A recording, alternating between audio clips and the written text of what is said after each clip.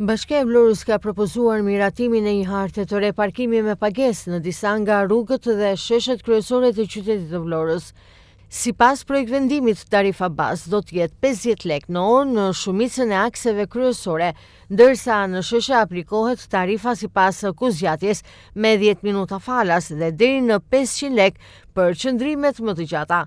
Sipas bashkisë, vendimi mbështetet në vëzhgimin në terren dhe analizave të shfrytëzimit të vendeve të parkimit, ku në disa zona ky tregues arrin mbi 78%. Qëllimi sipas institucionit është disiplinimi i parkimeve, lehtësimi i qarkullimit si dhe krijimi i të ardhurave për buxhetin vendor.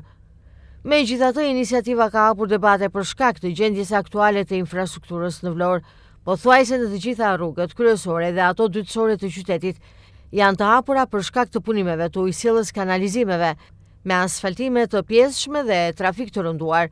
Në këtë situatë, qytetarët të ushtrojnë pyetjen nëse është e arsyeshme të paguhet parkimi kur rrugët ende nuk janë rikthyer në standard. Opozita e konsideron Vlorën të papërgatitur për këtë hap. Këshilltari opozitar Gjergjinika thekson se përpara vendosjes së tarifës duhet të stabilizohet infrastruktura rrugore, si dhe të përmirësohet transporti publik, i cili aktualisht nuk ofron alternativa reale, veçanërisht për turistët. Sipas Nikës, edhe përfitimi financiar i projektit mbetet i diskutueshëm. Ai argumenton se të ardhurat e parashikuara bazohen në të dhëna të mbledhura gjatë sezonit turistik, kryesisht në muajin gusht dhe jo në periudhën normale të vitit. Po ashtu opozita ngre shqetësime për mungesën e qartësisë lidhur me trajtimin e rezidentëve, mungesën e parkimeve me rezervim për institucione publike, si dhe kostot e larta në investimin fillestar.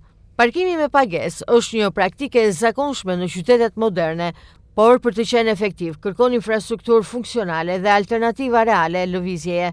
Në të kundërt, rrezikon të perceptohet jo si një zgjidhje urbane, por si një barë e shtuar për qytetarët dhe vizitorët në një qytet që ende po përpiqet të dalë nga kaosi.